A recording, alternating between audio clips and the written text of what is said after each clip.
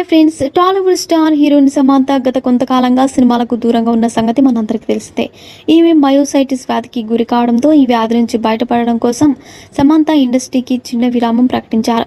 ఇలా సినిమాలకు దూరమైనటువంటి సమంత వివిధ దేశాలకు వెళ్తూ అక్కడ ఈ వ్యాధికి చికిత్స తీసుకుంటూ పూర్తిగా ఈ వ్యాధి నుంచి బయటపడ్డారని తెలుస్తోంది.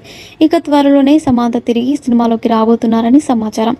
ఈ విధంగా సమంత సినిమా ఇండస్ట్రీలోకి దూరంగా ఉన్నప్పటికీ సోషల్ మీడియాలో మాత్రం చాలా యాక్టివ్గా ఉంటూ తనకు సంబంధించిన అన్ని విషయాలను అభిమానులతో పంచుకుంటున్నారు. అయితే తాజాగా సమంత సోషల్ మీడియా వేదికగా తన ఫస్ట్ లవ్ గురించి పలు విషయాలను వెల్లడించారు.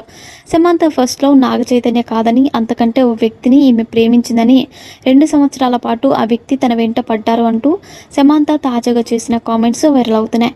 సమంత తన ఫస్ట్ లవ్ గురించి చెబుతూ, చదువుకునే రోజుల్లో పలవరం నుంచి టీ నగర్ వెళ్ళడానికి 2 బస్సులు మారాల్సి వచ్చేదట. ఒక అబ్బాయి రోజు సమంత కోసం బస్ స్టాప్